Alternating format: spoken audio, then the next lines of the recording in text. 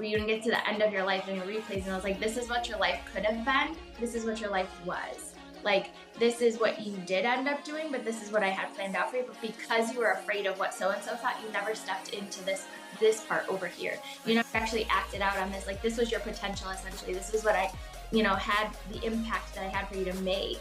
But because of fear of man, you stayed over here. Hey ladies, welcome to the She's Rooted podcast. We're about to get real unscripted. So pull up a chair. Let's get to the root of it. What is up, Miss Mo? Hello, hello. Hello. Hello, hello. Oh, if we edited this out, that would be really good because I did not like the hello. That just hello. Okay, friends. I want to restart this. This is what I want to do. That was not even myself there for a second. So funny. Maybe it was today. I don't know. But I am really excited to hop in this podcast with you today. We have such a busy week, a full plate week, both of us. It is graduation week for our kiddos. Like, how the hell are we this old? I don't understand. I think that we have graduation parties planned a day apart. Yeah. I mean, would it be anything like it's what we do? Like, we're the same human. I don't know what's happening. Yeah. Yeah. I'm going to find my picture with my bangs and I'm going to send it to you. Oh. My hairstylist, Nikki, she's amazing. She will not cut bangs on me again because, like, I loved them, but yeah, I just you loved them, but she didn't.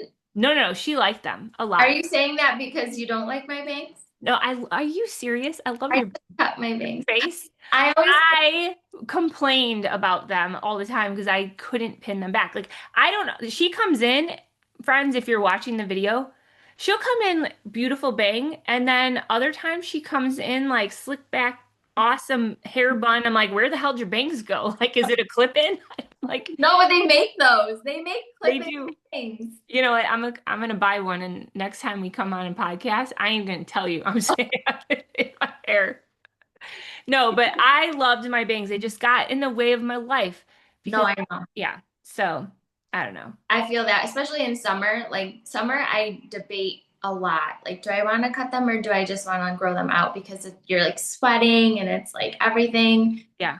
But last night I just had one of those moments where I was in a hot debate with myself, and I'm like, I'm either cutting them or I am going to grow them out. And I was like, I'm cutting them. They were cute. And she cuts her own bangs, friends, just so you know. Yeah. She's got many talents. I do the terrible method they tell you not to do, which now I'm looking at them because you're talking about them, and I think I need to do like a little bit more. But I just like twist and then cut at an angle, and then twist the other way and cut at an angle. Gosh, I've seen those girls on TikTok post their videos, and then next thing you know, it's like up to here. I'm like, oh, girl. Yeah. I feel bad. I'm shorter though, so working for you though. This is a good length this time. I like it. Well, on that note, I was scrolling it up on Facebook, and you done posted a quote that stopped me in my scroll. And I thought it was very fitting, especially we talked about last time, it's your life, don't rush it, was what you had said. And there was that quote that really just set the tone for the entire talk. Yeah. Was that the quote? No. That was the quote. It's your life, don't rush it. It was the Angie Bellmark quote. Yeah. Yeah. Yeah, I love that. And you posted today, your life isn't your own if you always care what others think. And that is so much truth wrapped up in a small amount of words. So what made you post that today? Like, what were you thinking about? That one hits me hard because I feel like I am a recovering people pleaser. Hi. Hi. I'm in recovery. Yeah, that one hits me hard because I think I did a lot of living and choice making, not realizing, I didn't have the awareness yet at the time that I was making choices to please other people, to make other people happy and all that kind of stuff. And then I would end up like living this life and being in this life and be like, what am I doing? This isn't what I really want, you know? Um, and I think it's easy to slip back into. So yeah, I just think I think it's a good little reminder, you know, to that we talked about last podcast about like checking yourself and kind of reassessing and being like, what am I living the life that I really want to live? Or am I doing things that matter to me? Am I prioritizing these things? Or am I kind of being like pushed around with the wind as it comes? And I think it's a good little like pause. Like you said, stop your scroll and like pause for a second. Wait a second. Yep. Am I so concerned with what other people are thinking that I'm, you know, second guessing or shrinking back or, I don't know, holding back, I guess, right? Or morphing Right. to something that's not actually me. And Yeah. yeah, it's kind of, No, I really like that a lot. Over the weekend, I came across something that uh, I think it was on TikTok, and someone was talking about like not showing up in your truth and in what you love and your passions because you're so worried about what other people may say, what they may think, so you don't fully show up how you would if like you know what I mean? So they said in there, if these people that you're so worried about what they have to say or make fun of you, like trolls, girl. trolls. If you're so worried about that, ask yourself, are these my troll keeps falling over. Ask yourself, are these people that you have so much stalled intention in your life because of them? Are those the people that would sit front row at your funeral? And I know that is a little dark to kind of talk about, but it roots you so deep into shit. These people are not going to be there front row when it's like my celebration of life. They're not going to be there. They're not going to be in the back row, probably. And we are spending so much of our time stalling because we're so worried what they're going to say or think. But they're not, if you take a step back, like Rachel Hollis talks a lot about, like not allowing the people, oh, what is it? Maybe you could help. I had it and I lost it.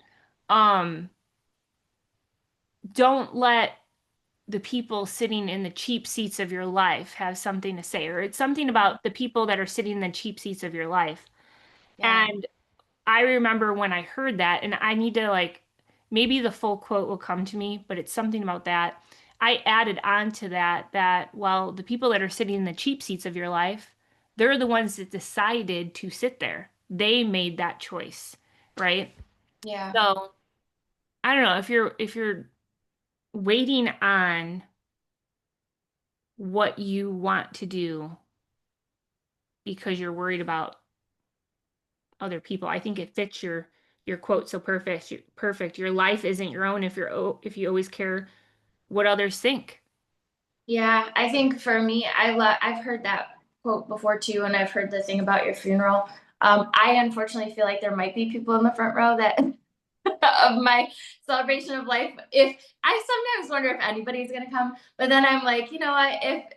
If there are people that are coming, I feel like even some of the people that I do care about what they think and like I do let them like pull me back a little bit will probably be in the front row, just because of how deep of like a people pleaser I am. It's not them, it's me. I know it's me because all of life comes back to our decisions and our choices and us setting boundaries and us acting out on what matters to us and being intentional and leading our days. We're all given, you know, 24 hours in a day and it's up to us on how we're going to steward it. For me, and I'm curious for you, apart from like the quote, in your own life, what is it that motivates you or drives you? Because for me, and I don't know what it is for any of the listeners, or maybe this is your first time hearing this.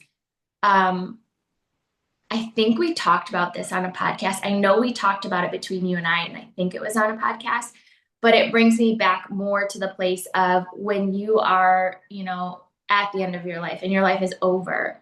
For those of you that believe that there's God or heaven or whatever, like that replay of your life where you get to the end of your life and your replays, and I was like, this is what your life could have been. This is what your life was. Like, this is what you did end up doing, but this is what I had planned out for you. But because you were afraid of what so and so thought, you never stepped into this part over here. You never actually acted out on this. Like, this was your potential, essentially. This was what I, had the impact that I had for you to make. But because of fear of man, you stayed over here. Right. And you live this life. And I think that is even scarier to me to think about than who's going to be at my funeral or celebration of life. Like, that to me is the thing that I go, oh my gosh, like, make sure you are truly walking in alignment of what you're convicted of, what moves you, what story you have to tell. I always am a big proponent of also that, like, your life isn't your own if you always care what others think. Also, to me, speaks so loudly about your story you walked, the struggles you've been through, the things you've seen, the hurdles you've overcome. Like, we're not for naught unless you allow them to be. They were for a reason, because it allows you to turn around and tell the next person, like, you can too, right? Like, we are all this giant family, and we are all in it together, all in different seasons and all in different places of the journey. But nobody can take your truth away from you. Like, I know what I walked through. I know what I've been through. I know why, the perspective that I have on life moving forward. I know the desires of my heart. I know the feelings that I'm pulled towards. I know the impact I want to make. I know how I feel when I go to bed at night. Right. Knowing all that and being so strong and all that, I can still get deterred and be like, oh, but what will so-and-so say about me? Or what will this person think if I? So that's what that quote is, like, just that reminder of, like, hey, especially when you're going to take steps that might be different, right? And Sure, of the outcome. Yeah. And it is true. I did read another quote, and then I'm curious to know, like, what you feel, genuinely yourself, and how because you've built successful businesses, you've stepped out in family, like, you've done things as well that set you apart above average. Like, you have to drown out noise if you're going to do those things, right? Like, you have to learn how to move past people pleasing. But it was something similar to what you said, but was like, those that are too afraid to play, boo the loudest from the seats or something like that. Like, it's easy to boo from the seats, but you're too afraid to play, Right. Yeah. Someone always has something to say. Yeah. And they've never even walked that walk. Yeah. But they sure got a lot to talk about it. Yeah.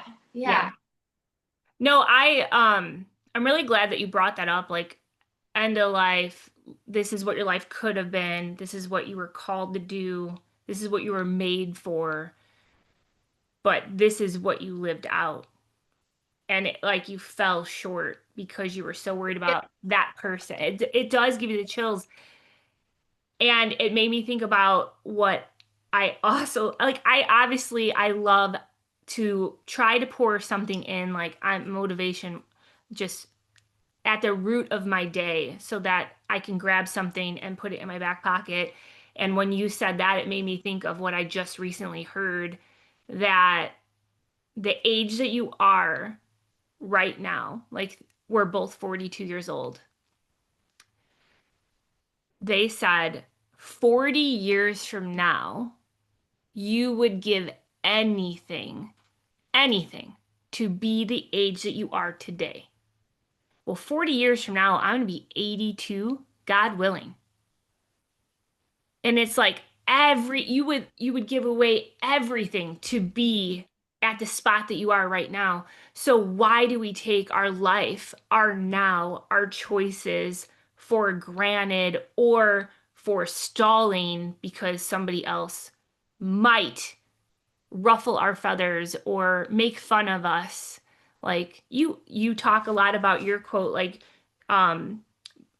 be beautifully you capitalize those letters, like you live Mhm. fully, or live you, how the heck did you Live you fully, live live you you fully? I'm fully. like, I messed it up, but Yeah. I've seen it in my head. It just didn't come Yeah. out Yeah. of my mouth the right way. Um, so I definitely feel like you get to an age, and I believe I am at that age right now, where you have to realize, man, life is just lifing. And I remember Matt and I, we've been together since we've been 15 years old. And I remember going to, I believe it was his great grandpa, his funeral. They call him Gramps. I'm pretty sure it was great grandpa. Um, and the pastor was talking about your life is like a roll of toilet paper. I'll never forget it. Like, you are in the bathroom, you put the toilet paper on the roll, and it's like the whole roll is there. But like as you start to use it, it just feels like it goes so much quicker and it's gone. Yeah. Um, and it's just, I think you pick up on things throughout life that you'll never forget, and that was definitely one of them. But I feel that now because I'm 42. We're walking through graduation week with our youngest. um Looking back at all these pictures that we're putting together, and man, what is your worth? Is it worth it to not show up fully for your life because you're so worried about what somebody who really doesn't give a shit about you has to say? Or do you show up because, like you asked, what are the things that drive me? Yeah. um when I first started in a different path, uh before that I was a stay-at-home mom, very blessed to be. And I had both Kirsten and Talon when I was 23 years old. They're not twins. They're 11 and a half months apart. It's crazy. Um, but at that point in my life, I was over 200 pounds, Mhm. couldn't lose the weight, stay-at-home mom. So my best friends were Kirsten, Talon, Mickey Mouse. My social hour was walking through Target. Um, we started our family so young compared to all of our friends. And so we were in a different like season. You know, a lot of people are out having fun, going to the bars. You know, I'm here making bottles and doing that. And Matt had this, you know, starting his career, and like being a stay-at-home mom was everything to me. But there was always something that seemed to be like I felt like I was called to do more than, and I don't want to say just being a stay-at-home mom, but my reasoning for that is because I've always wanted to have Matt be like, damn, that's my wife. Like, and I wanted my kids to be like, yep, that's my freaking mom. And like, it just, I really wanted that in my life. And when I wanted it, I had no confidence. You know what I mean? I didn't speak very well to myself. I wasn't surrounded in an environment that helped grow my mindset. And when you're the only one that talks to yourself, Mhm. because you're always listening and what you're saying isn't very good, Mhm. it doesn't have that self script. It doesn't help the situation. So what drives me is I always want to leave a room better than I found it, especially the rooms in my four walls for Matt and my kids.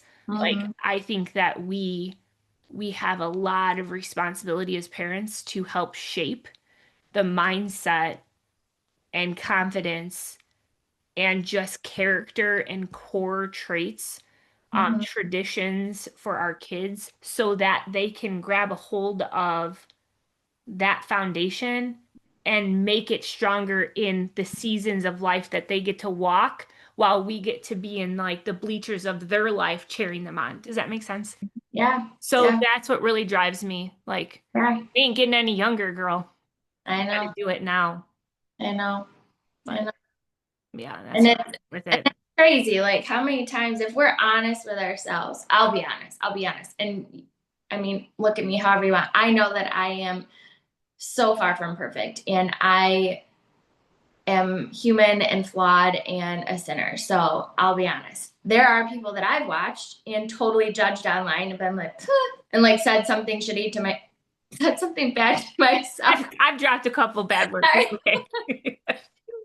I You're don't know. like, I'm a I don't know sinner. if people listen to this like in their car with their kids. Oh, But sorry. obviously this is like something that's hitting me hard as we're talking. It's something that I've worked on, like stop judging other people, because number one, you don't know like where they're at in their walk. It's not my place to judge and all that. And for the most part, I don't find myself as a super judgmental person. But what I'm trying to get at is how many times have I like judged somebody and it hasn't stopped them? Like they're No. still killing it, or they're still doing whatever they're doing, and they're like living their life, and I'm over here like, oh wow, blah, blah, blah. Well, so why are we like letting other people, the idea or the assumption of what somebody's thinking, stop us? Yeah. You know, like Yeah. I said, you're not getting any younger, and I think the other part of life is like to give out what you want to get back in return. And so to love more, to be less judgmental, to walk by faith and to walk by your own conviction and to walk by how you want to go to bed at night. And then that I always tell my classes, when you go all out in class, like when a woman next to you, Jamie, tell me this isn't true. And the girl next to you is like letting loose, whether she is the best dancer in the room or she just started, but she's got the place in her mind and in her heart that she's given herself permission to just go. Like just let everything that she is out and have fun and play and dance. You cannot tell me that you don't look over and you're like, yes, girl, and I'm going to join you. Like if Yeah. you're doing it, I'm going to do it too. And I think that Yep. that's how It's contagious. we raise levels in rooms, right? And raise levels in friendships. And you go, you know what, sister? Like, yes, do you walk in your conviction, walk what's right, and like instead of judging you for it, because mine's a little different, I'm just gonna cheer you on for it and keep doing me, right? Like you do you, I'll do me, and we'll all be happy. Yeah. No, I love that. Raise levels in rooms. That Right? you need to put that in a t-shirt. Good. So It's we so raise good. the vibe. It's so true. Raise the vibe. No, so true. I honestly, Monique, I think, I'll be transparent. I definitely raise an eyebrow to a lot of things that I see. And you could put that in the bucket of being judgmental towards others. But my eyebrow that goes up is towards like not like when I see things that are not authentic, when Yes. it is fake, when Yes. it is BS, like that irks me so much. And like I will own that. I will judge you left and right if you are a fake person. Like I just can't walk with that. Like my integrity in life, like you're on the wrong side of the line. I Like know. I can't do it. So I like truth be truth. All Like right. that's my little judgmental bucket. And you know what? I feel like I'm gonna hold on to it. Like All right. All right. so I mean, you do you if it ain't you, like just know there are people that can see it. I know that. I know. I'm with And you. it's like, oh, it's like that Andy Andrews, like be a noticer. Uh Love him. sometimes. So I just posted an Andy Andrews quote in my Best. stories. Yeah, it's so good. He's the best. We gotta get back to book club and get into some good Yeah, we books. should. We should get back into a book club. I love reading. Like Yeah. who this? I don't know. Um, but I will tell you a a big moment in my life when I realized that all those things that I hoped and wished for, that Matt has always felt that way. It's one thing to know that like your husband is like your biggest supporter and Mhm. all that, like, but to feel it for yourself because you're constantly telling yourself otherwise, you Mhm. know? I remember we were out in Texas and we had a big event and we had a lot of our team there, and there were just some people that we're really trying to pull at some mindset and some business conversation. and we're sitting in a restaurant and I am just being myself and I am just lifting them up. I'm raising the level in the Mhm. room, right? Mhm. And I remember leaving. That was one of the first events, business events that I went to where Matt, he was with me. So he's sitting at the table and he's listening to me just really just speak to that group of people. And when we left the restaurant, we were walking out and it was in Fort Worth, Texas, and he grabs my arm and he pulls me back. And like he just like looked at me and he's like, "You are so amazing. And I Mhm. just need you." And I'm like, "It happened." Like it's always been there, but like I don't know. Like I think that for me, like I want to make a big difference and um I want to make the people in my life that I love the most like so proud of that, Mhm. and then with my kids at another business event and they were allowed to come. It's the first time they ever seen me out of mom mode and out of business mode in the house. And I was speaking on stage. I was doing a business training and to like come back to my phone and see like my kids giving me shout outs on their social media, like this is my mom. I'm like, yeah, like I don't know. Mhm. So for me, I just that just I don't know.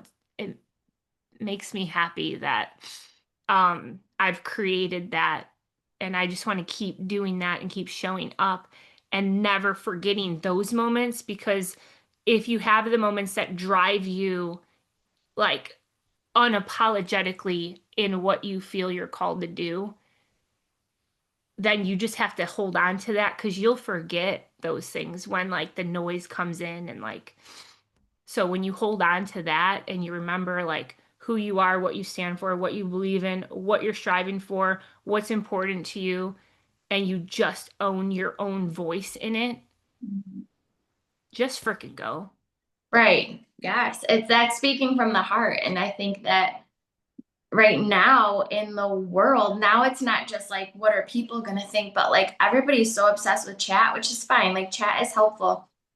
But like revising everything that their heart is writing or Yeah. saying or doing or wanting to post, and like everything is getting edited through this Yeah. computer, and Oh, it's taking away from that true heart to heart connection and just like me trying to communicate with you as right. my heart to your heart, my soul to your soul. And I think that even if that impacts one person, Yeah. then that is, It's worth it. yeah, then it's worth it, you know. But if you filter it and you edit it and you could, like, I think that's the funniest, like, isn't it ironic, don't you know, Oh, like when, Alanis Morissette. Yeah. do you know when, like, have you ever had it where you like really work on a post, you really are going all in, you're like chat and you got filters and you got edits and you got all the things, you're like, okay, the internets are telling me this is it, like this is going to impact so many people, and you get like 4 likes, and then you go the next day and you just are like, forget it, I'm just gonna, I'm gonna talking head it into the thing because I'm just gonna talk from my heart and go. And then your inbox is flooded with messages like, "Thank you so much for saying that. Thank you for sharing that. Oh my god!" And everyone's talking to you there, and it's like, what the heck? All the time and work I put into like do it this way. I say, yeah. Yeah, and because why? Out of fear, right? Like fear that if I don't edit it, if I don't do this, if I don't make it pretty, if I don't make it,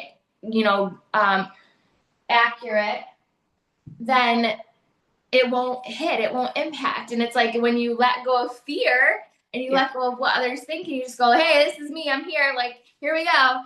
That's Yep. the connection. That's the place that it hits. So I think, like, as we wind it down, because I don't want to ramble too long and I've already dropped a naughty word, like, if you're still listening, I think that's my encouragement to you today, wherever the day has found you, whether it's the beginning of the day, the end of the day, whatever, you still have a little bit of time left before you're going to shut down your day. Like, be intentional and walk out your day as fully yourself. Like, just make the choices that align with you. Say the things that are truly on your heart. Make the phone call, even if you're like, oh my gosh, this person's going to think I'm dumb that I'm calling to tell them this. Send the text message, send the song. You know, I'm a song sender. Like, if it relates to somebody or I think of someone, send the song, whatever it is. Like, do the thing today while you have the time to do the thing, because we're not promised tomorrow.